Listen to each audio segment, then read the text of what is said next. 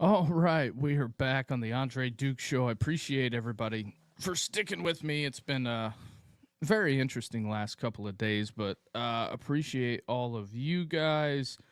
Um, we'll get right into it here. Give me 1 second. We are brought to you by Williams Auto Parts. Go see Rocky, go see Heath. If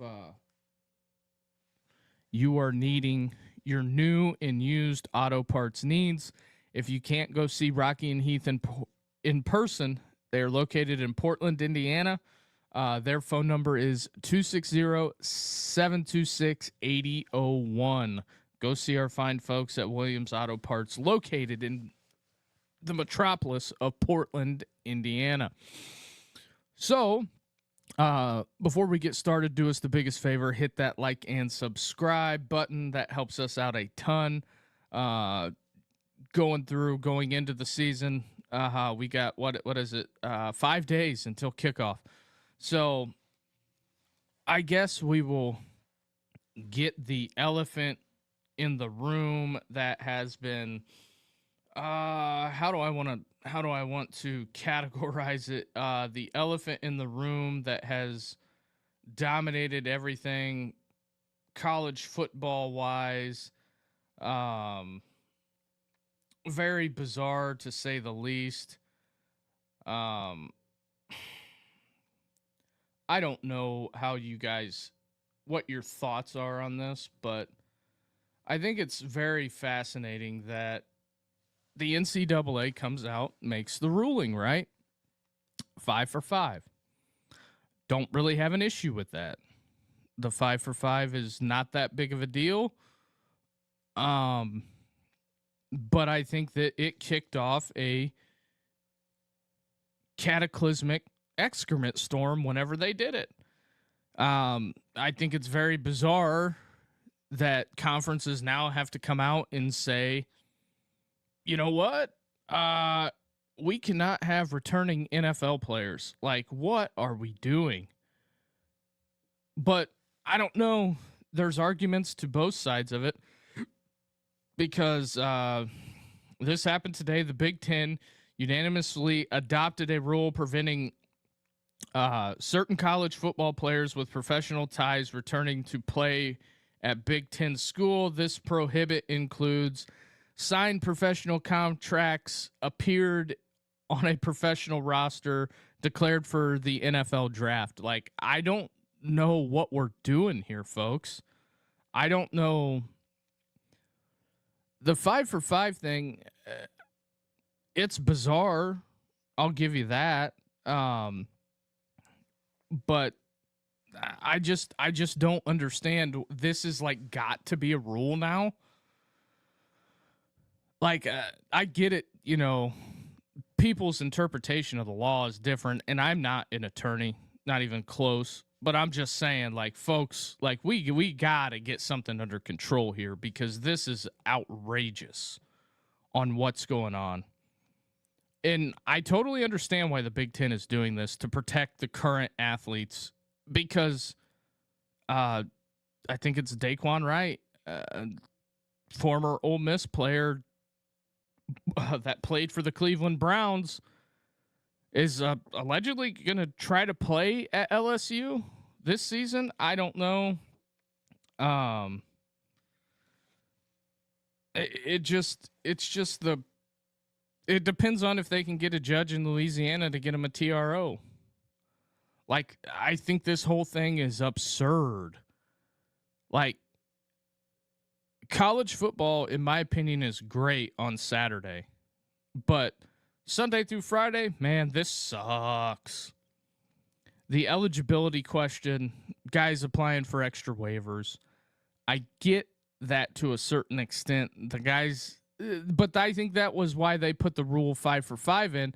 Now, if they would have done this in January before guys had to declare for the NFL draft, this would have cleared this whole thing up. But you can't go backwards. I've seen several people talk about this.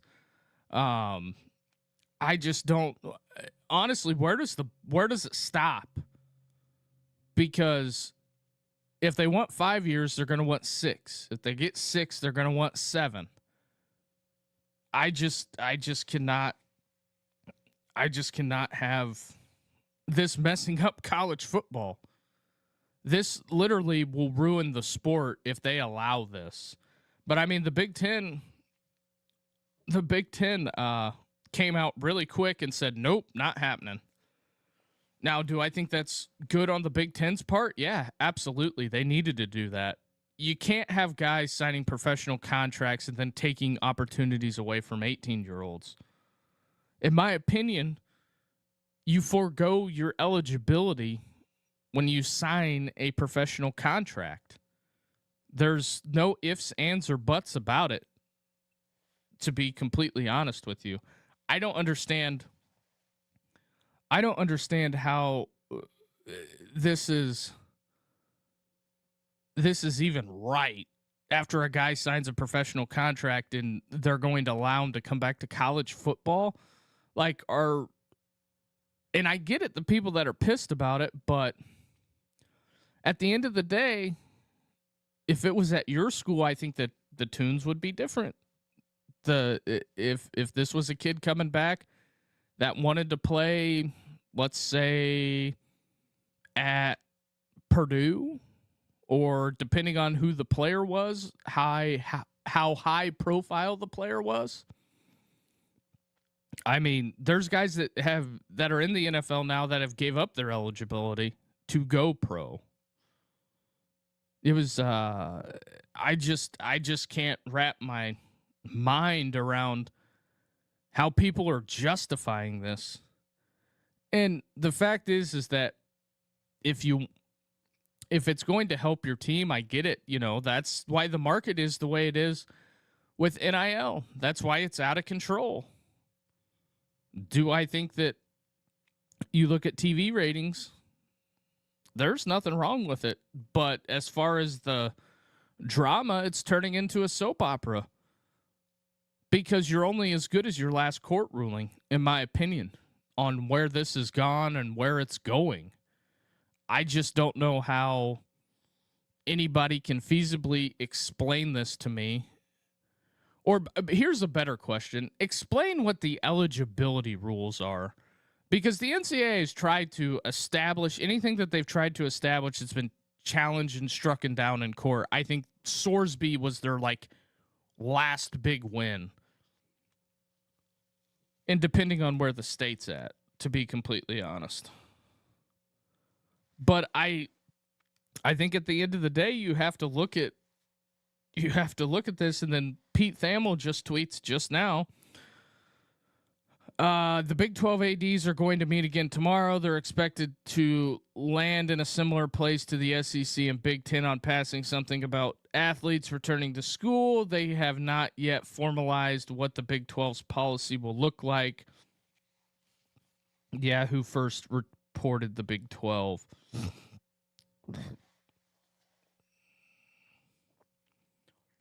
And then Pete Nakos tweets just a little bit ago, about 10 minutes ago. Sources tell On3 that the full specifics of SEC punishment will be announced later, but the conference is taking great lengths to make a point with this new policy. Yeah. I don't know what you want them to do. Honestly, what do you want the NCAA to do? And my buddy Tyler Siskey also points out, if you bring some of these guys in, how are you getting the money to pay them? Because your rev share is already divvied up. So one, you got to find money to pay an ex-professional. Two, you got to get something figured out, because if you don't get a wrangle on this is going to break the sport, in my opinion. Because look at what it's done to, nobody recruits junior college anymore. When you have instantaneous free agency at the FBS level, you have guys going up, you got guys going down, you have guys going from NAIA to D3 to D2. Nobody even knows what the hell their roster is.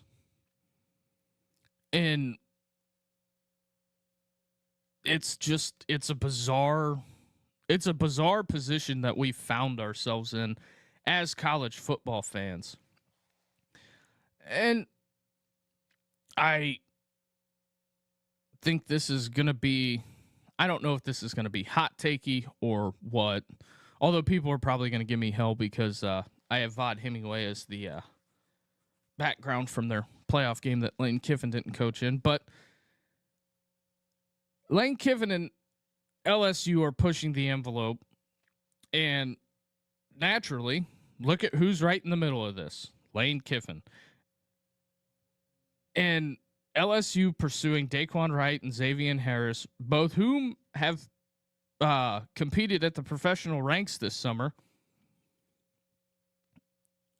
It's just not feasible. I mean, I think Lane takes the cake on wanting to be the most hated man in college football. I mean, that's fine. Hopefully it works out. But Kiffin's basic argument is pretty straightforward. If the courts say these guys are eligible, then they're going to play somewhere. Shouldn't LSU take them? And that's just very, very bizarre to have that standpoint. And I get why Lane's doing it. He's looking for every advantage as possible at LSU because he needs to. Because at the end of the day, they spent, what was it, upwards of $50 million on their roster. He's got to win this year. That's why I don't believe he's on Twitter doing hee-hees and ha-has anymore. That is the sole reason. And people can get mad at Lane Kiffin all they want, but don't hate the coach for exploiting the rule that college football has created. And if I'm LSU and somebody tells me here's an NFL caliber player who's eligible, do you want him? It's like, what am I supposed to say? No thanks. We'd rather make our football team worse because it doesn't feel right. These coaches don't get that. It's hell no. They're not going to get on board with that because they have one of, between the Big Ten and the SEC and some of the jobs in the ACC, you got one of 40. And you're going to do everything in your damn power to keep it. And by putting the best kids on the field, that's how you're going to keep it. But there's another side to this. But the SEC itself said players who leave and sign professional contracts and compete professionally should not return to college competition. So now we potentially got LSU and going at the philosophy of its own conference. That is something that I think needs to be looked at. Because is LSU going to stand out here? And if they go back and DQ all the guys that Will Wade brought in from the G League, where does that leave LSU's basketball roster?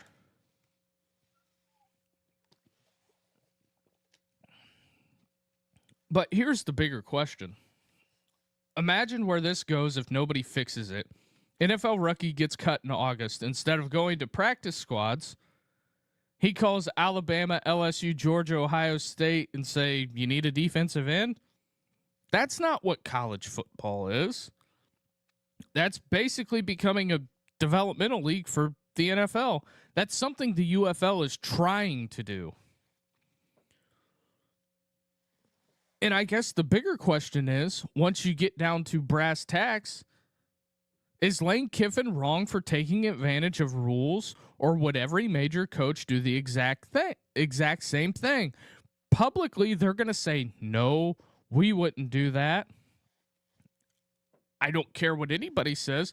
Publicly, what they say and privately, what they say are two very separate things. And I know people want to argue and say people in the industry, blah, blah, blah, blah, blah. I'm just telling you, if it came down to signing a former player, it's just really strange. Ross Dillinger tweets, a spokesman for LSU's president tells Yahoo Sports that he's unable to comment at this time. The SEC's new pro player ban directly impacts the program. For context,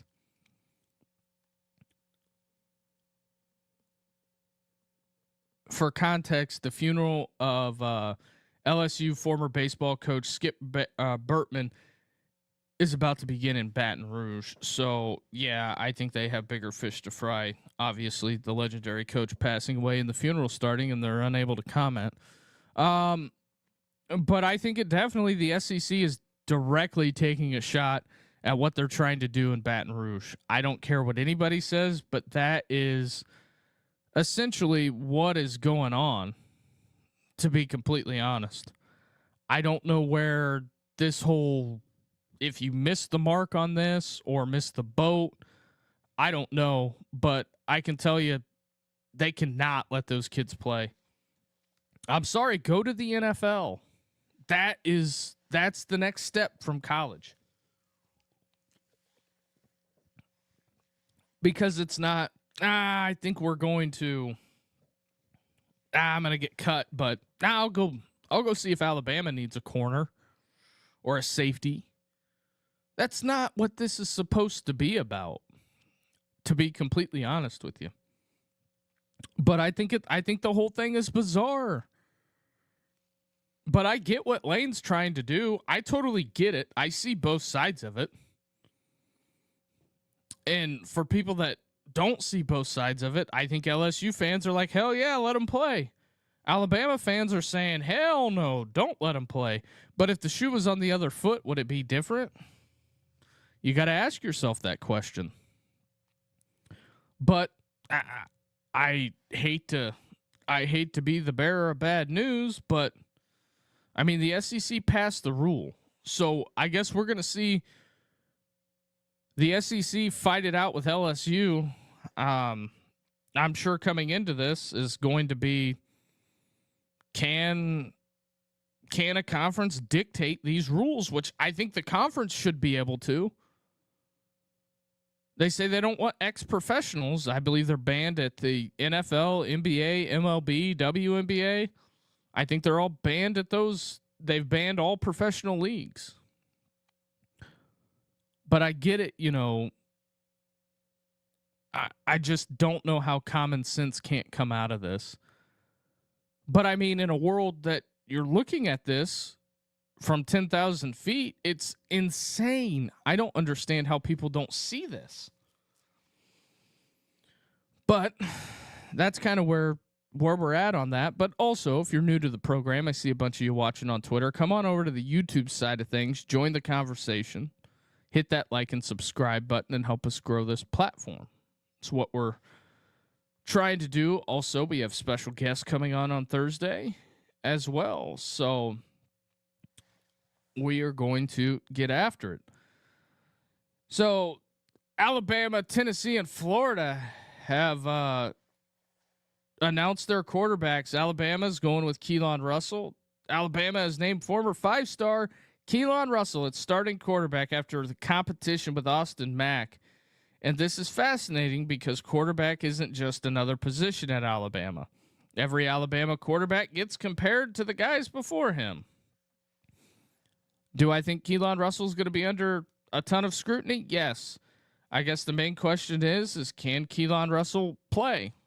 I don't know. You don't know. It just depends on what it looks like on the field. And I guess the question that it comes with Keelon Russell being the former 5-star, can he play well enough that Alabama looks like Alabama again? I think Alabama this year, I know this is going to piss off some Alabama folks, but I think they're relatively flying under the radar. They're ranked 13th. It's been a while since they've been ranked out of the top 10. I get it. But in 6 weeks, you could take a screenshot of that preseason poll. Half the teams in the top 25 are not going to be there. It's just how it goes. That's why I hate the preseason AP poll. I think it kind of stinks. It puts unrealistic expectations on people. That's just kind of where it's trending to. But people live and die by that AP poll when it comes out a week before week 0 kicks off. So I think that one of the other things I find fascinating is I cannot believe that ESPN is rolling with the Belichick thing. I think that, just on a side note, I think North Carolina is going to make a statement here, because if they come out and look like they did last year, it might be curtains in on Chapel Bill. Just a statement. But also, Tennessee, Faizon Brandon named their starting quarterback, which I'm not really shocked by that.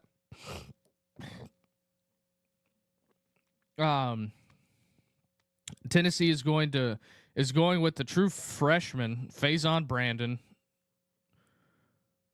Brandon arrived as a 5-star prospect. This might be one of the most interesting quarterback decisions in all of the SEC.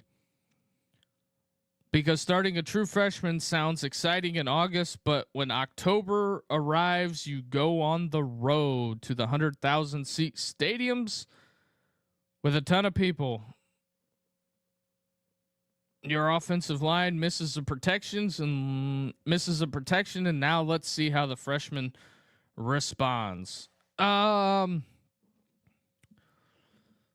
I don't know why I wrote that question that way, but it sounded kind of clunky. But I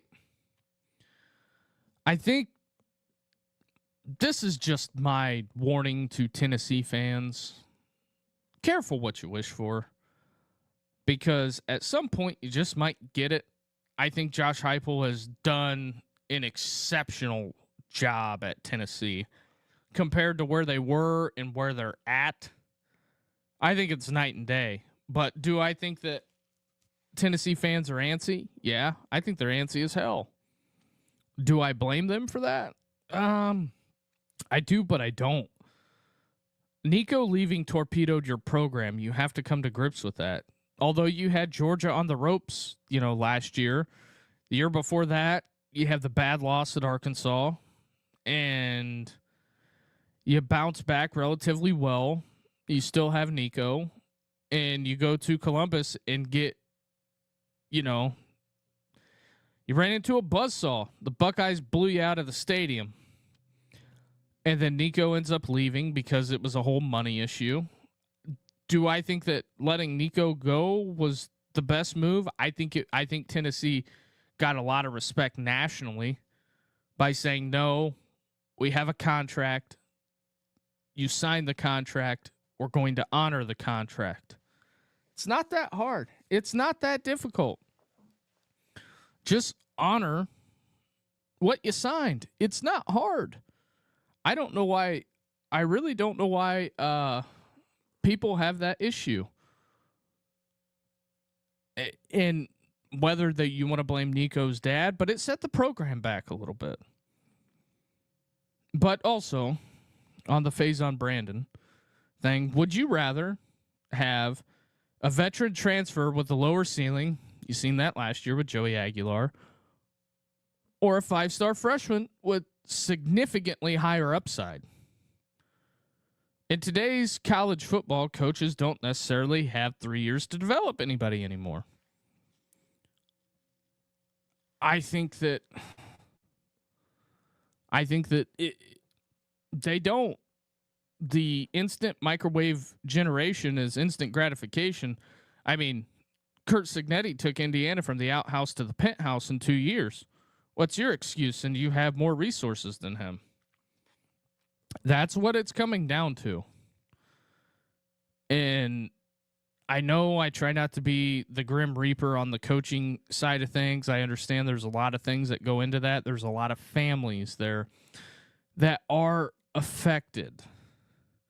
But at the end of the day, you guys are making a lot of money. Because I bet this is what would be funny. If the coaches took pay cuts to keep players, you think that's going to happen? Yeah, I don't think so. I don't think Jimmy Sexton, even for a minute, that is a total non-starter. I'm just letting you know. So whenever people want to get upset and in their feels about how much money is being tossed around in college football, that is where it's at. So that's kind of my position on it. I'm trying to stay updated with what's going on. Keep you guys, so whenever this is completely done, it is not completely obsolete.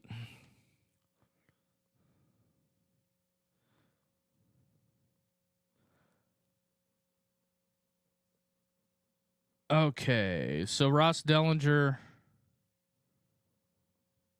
tweets on the Daquan Wright, Darren Heyer, which is who is representing him. Daquan Wright, who is expected to sign with LSU, sign with LSU soon, believes that the language in the Louisiana injunction provides a colorable argument to cover conference-wide policies. Wright's reps are fighting it out next steps in real time. Oh boy, this is going to turn into a mess. I don't care what anybody says. This is definitely going to be a total complete mess. I don't see how you get out of this one. But then again, when nobody wanted to watch home base, this is what happens.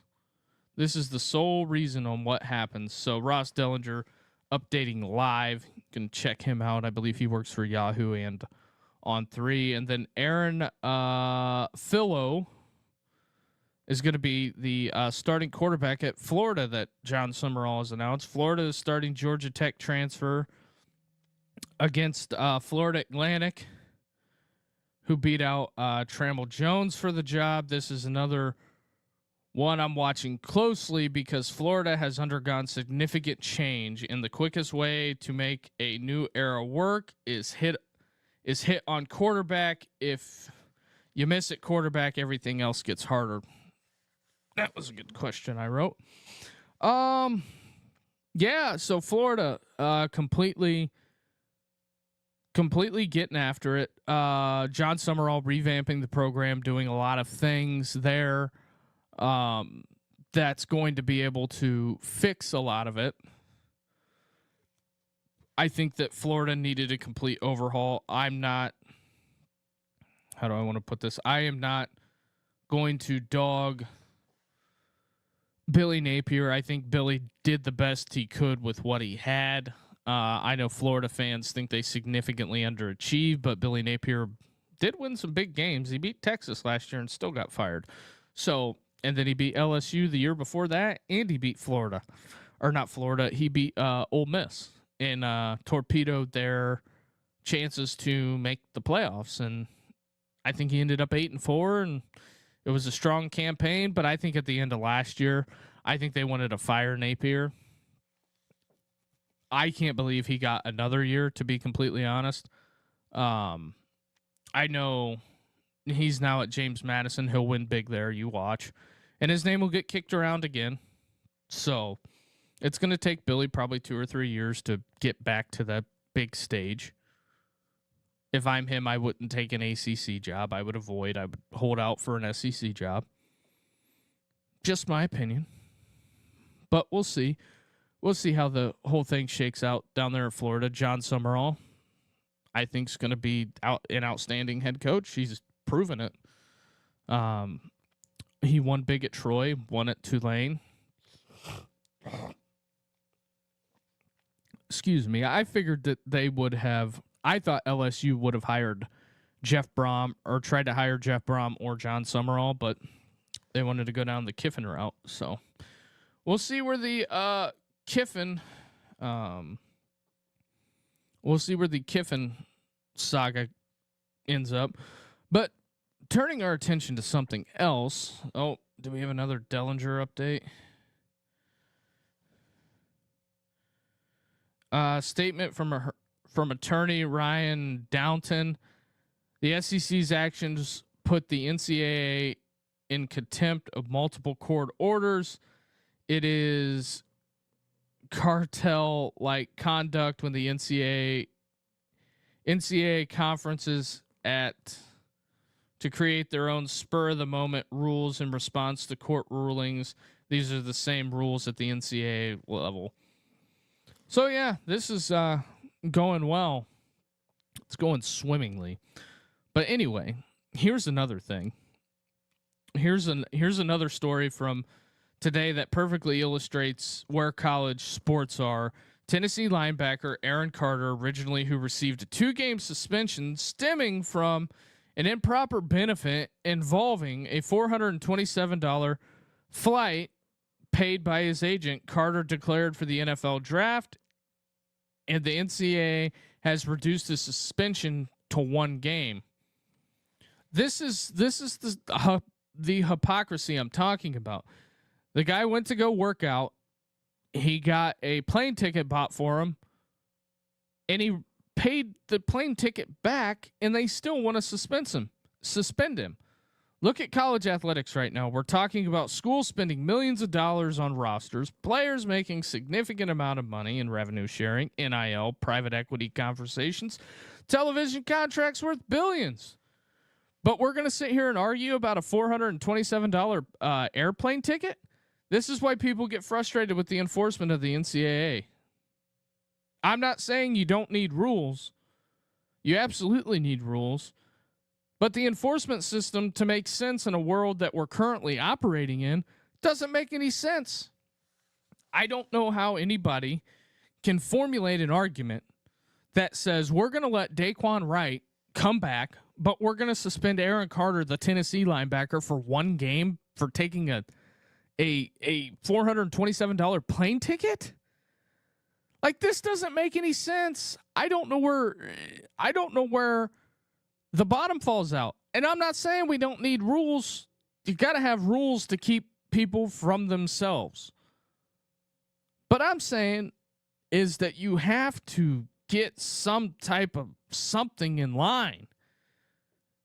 Because now that the NCAA has been getting their ass kicked in state court, it's just lawsuit after lawsuit that's coming. But here's the question. Does the NCAA still know what violations actually matter? I don't think that's an unfair question, because college sports have changed dramatically, and some of the enforcement structure still feels it belongs in another era. Now, do I think that's fair? I think that's a fair assessment. Some of the old language that the NCAA was carrying was stupid. Like, you could give them bagels, but you couldn't give them cream cheese. Couldn't let a guy sleep on your couch. Like, what are we doing? Like, some of the rules and the benefits, I'm not saying that it is going to be the end as we know it, but I don't think that where we're currently at, but Lane Kiffin, I think, is going to go to war, and Daquan Wright's representation is going to go to war, and the attorneys on the opposite side do not like this.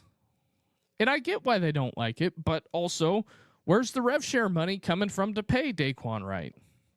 I think that's the other thing people need to ask themselves. I think that looking at it going forward, I don't think the enforcement arm is even equal. You're suspended a kid for a $427 plane ticket, but yet you're going to let a guy that was just suited up for the Cleveland Browns come back and play college football. Like, at some point, somebody's got to be the guy in the room that says, what are we doing here? So I think that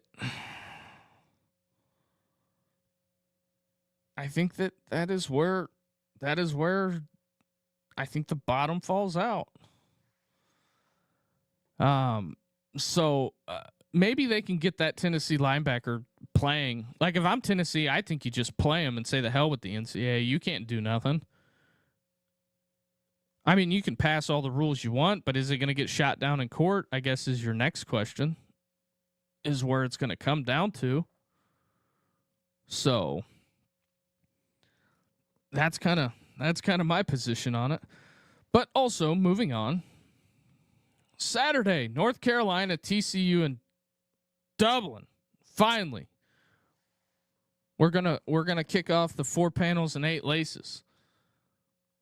Comes on at noon. I am anticipating this game. Really, I am, because I want to see what North Carolina is. North Carolina, TCU, kickoff at noon. And, you know, there's already a storyline because this is a rematch of last year. TCU went into North Carolina and kicked their ass last year. So that's not out of the realm of possibility, because last season TCU absolutely hammered North Carolina 48-14. Outgained UNC 542 to 222 now that Bill Belichick enters year 2. They've named Billy Edwards Jr. their starting quarterback, brings in significant experience. Where was I at? I was reading my questions here that I have for the fans. Billy Edwards brings in significant experience, beat out the other contenders for the job. Meanwhile, you know, TCU has no Josh Hoover. Jaden Craig at quarterback at TCU. Another, I'm assuming, new starter for their team.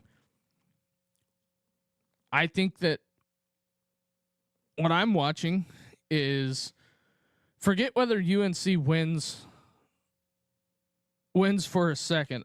What I want to see is whether do they look different, because last year's game wasn't competitive, 48-14. If you're selling the idea that this program is developing under Belichick, you can't come back 1 year later and get physically dominated again. I think that is a fair question, because one, can North Carolina run the football? TCU outrushed them 258-50 last season.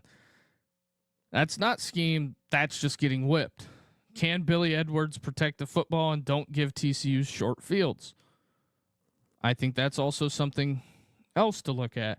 Does Belichick actually, does a UNC actually look like a Belichick team, disciplined, physical, prepared? Good situational football, because eventually the name doesn't matter. You got to win games. Now, me personally, I think I'm on the North Carolina bandwagon on this. Should they cover the 7.5? I would like to see what that is, but the picks will be out Saturday morning, probably around 9:00. Going to do the pick show. Going to have some official plays.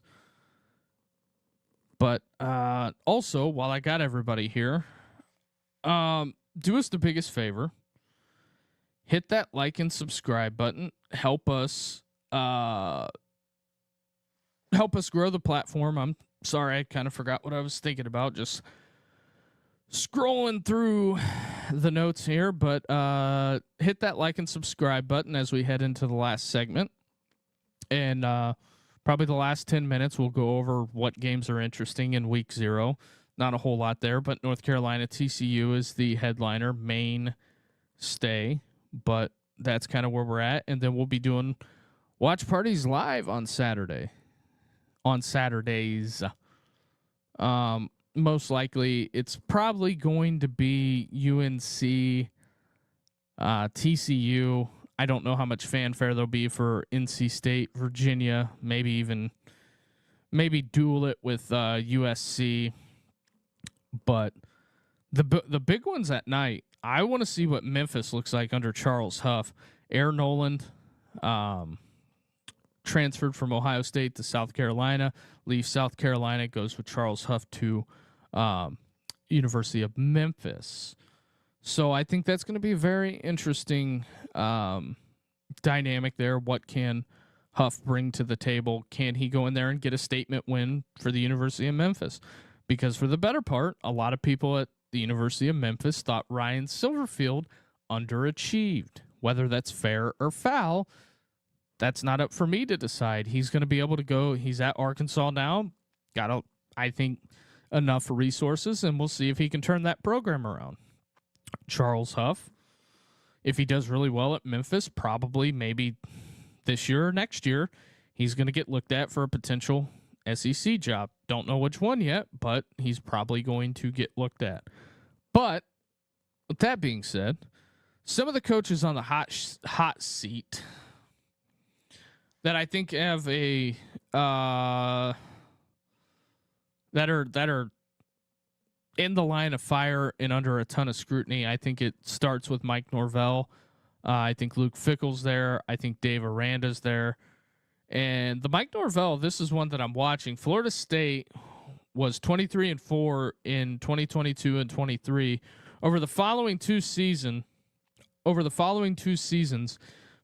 Florida State is just 7-17, 3-13 in ACC play. That's an unbelievable collapse. Florida State opens Saturday against New Mexico State. The question isn't whether Florida State should beat New Mexico State. They should. But I guess the bigger overall question is what does Mike Norvell have to do this season to keep his job? Is it 6 wins, 7 wins, 8 wins? Or does he need to compete for the ACC championship? I think that is something to be said there. I think the Norvell thing is interesting. I think Florida State, I've said it on this program before, the FSU people will probably get a little upset, but at the end of the day, Mike Norvell's got to win games. And I know people don't like to hear that, but I think that they're in a little hell financially, with all the stadium remodels. Hyder,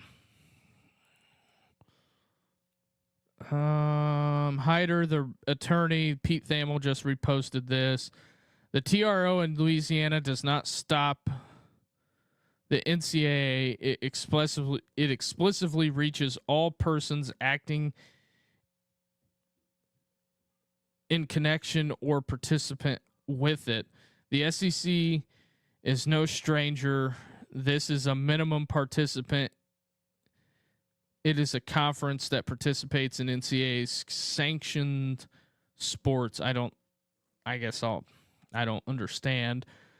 Basically what they're saying is that the TRO stops the SEC from making Daquan Wright ineligible. That's essentially what he's arguing. And then also Luke Fickell on this list. Wisconsin has not had back-to-back losing seasons since the program had experienced this.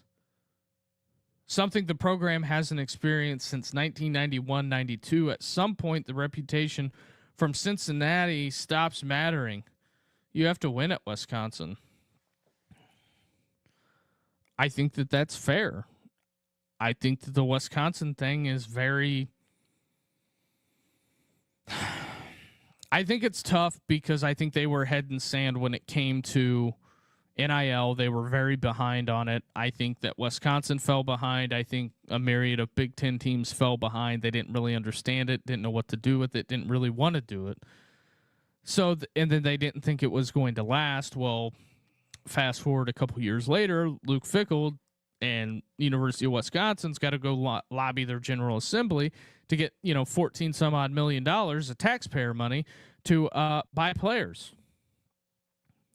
Because, and the weird thing is that they extend Fickell. If Wisconsin isn't any good this year, makes it really tough. And I also think it's very interesting, all the people that said that hiring Marcus Freeman at Notre Dame was a mistake. They should have hired Luke Fickell. Well, I guess we'll see how that whole thing shakes out. But, going forward, what guy survives the season? Norvell, Fickell, or Dave Aranda? Or somebody completely unexpected? Or which guy is the first one out the door? Norvell, Fickell, or Aranda? Sorry, I messed that question up. Now, do I think that... I think Norvell has the longest leash out of anybody. I don't think Baylor's going to move on Dave Aranda, to be completely honest, because I think they'll just be good enough. I think he'll win enough games to stay employed unless Baylor has found a new mint of money somewhere that they're going to go out and dive into the NIL circle. But I think a lot of the teams in the Big 12 outside of Texas Tech have had issues acquiring talent because you're competing with the Big 10 and the SEC. They got more money. That's just a fact. But I think that Wisconsin did not take the NIL stuff serious when it first came about. And I think that it's going to get fascinating.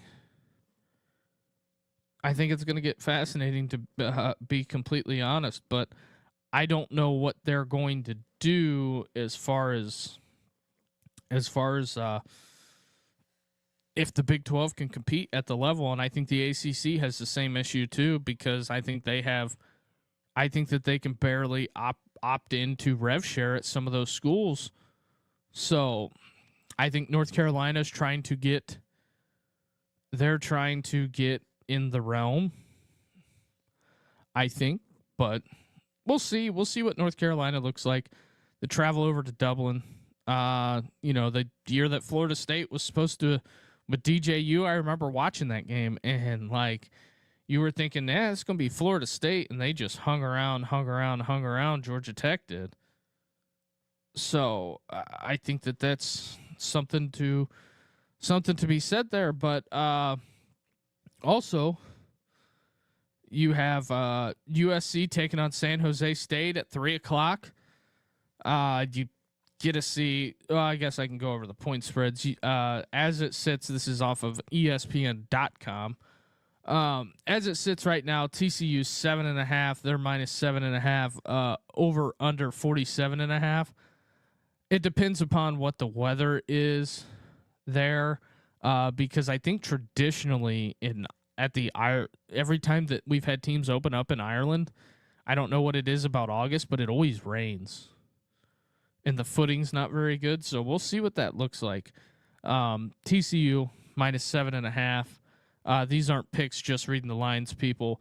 San Jose taking on USC. USC ranked number 14th.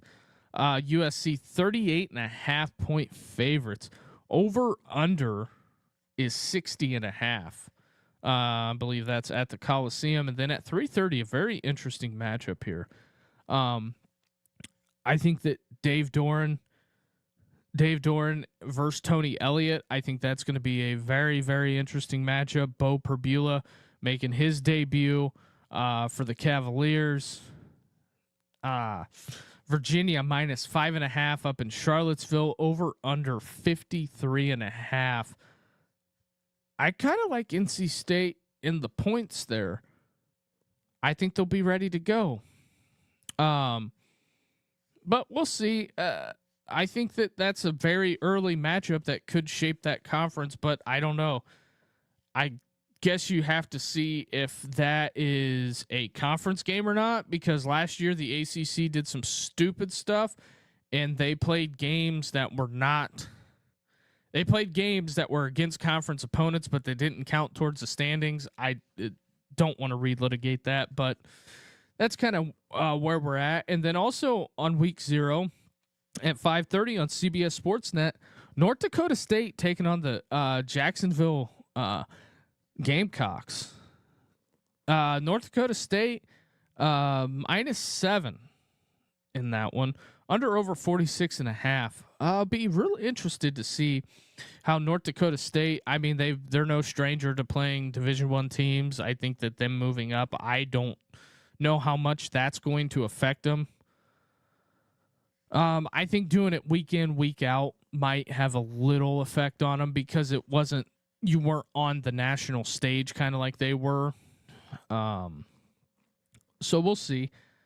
And then Sacramento State taking on Eastern Michigan, which this is a fascinating game. Eastern Michigan minus 10 out the rip.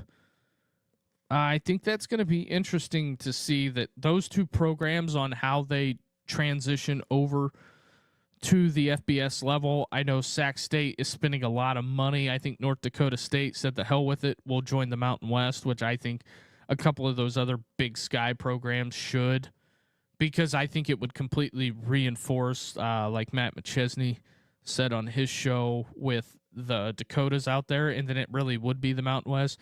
You take Montana, Montana State, North Dakota, and South Dakota, and throw those in there. You take 6 of those programs, put them in the Mountain West along with Sacramento State, and I think you would have a pretty competitive conference there amongst talent.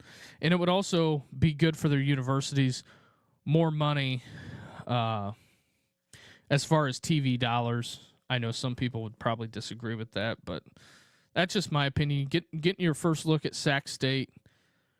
They also play Ball State there, so that's kind of where we're heading. And then Stanford, Hawaii taking on Stanford. Stanford is -4, over under 48.5. Stanford, Frank Reich not there anymore. They hired a guy from the Commanders. Can't think of what his name is, but it's Stanford.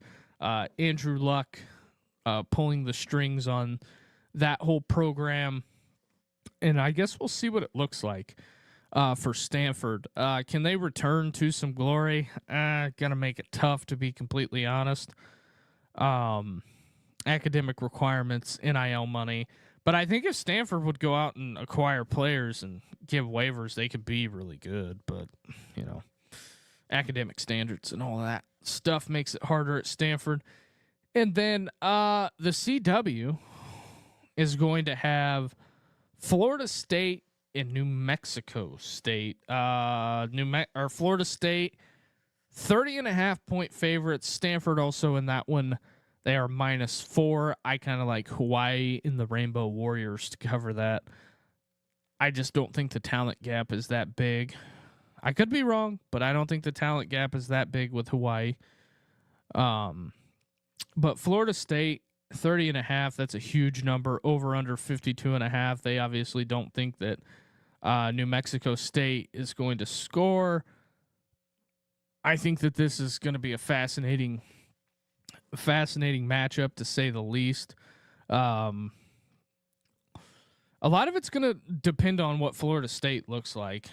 That's what I really think, because if they come out and they stink it up, they only win like 24-14, fan base is going to lose their mind.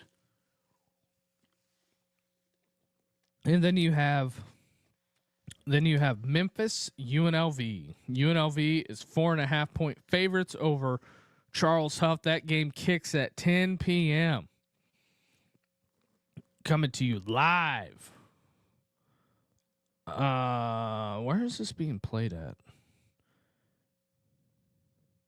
In fabulous Las Vegas is where this one is getting played at. Fabulous Las Vegas. UNLV, over under is sitting at 60 right now. Memphis is 164 on the money line. UNLV is -198. I think Aaron Nolan's a better quarterback than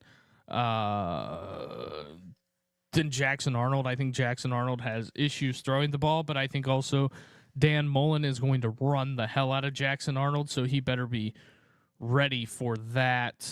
Some of the Thursday games, they're just kind of meh. Well, I guess, what do we have on Thursday? Colorado plays Georgia Tech on Thursday.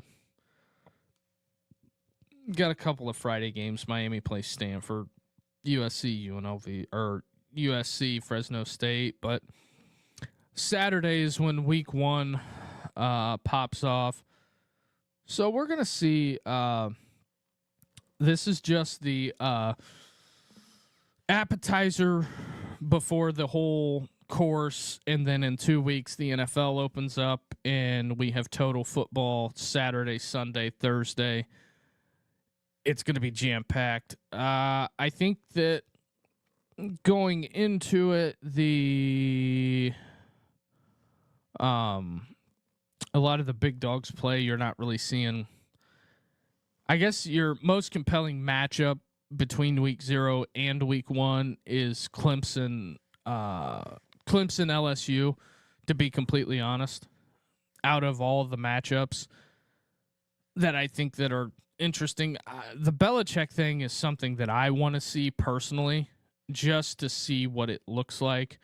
Now, do I think that I just don't trust the UNC with Belichick? I just don't. I know some people are like, he's the greatest coach ever, blah, blah, blah, blah, blah.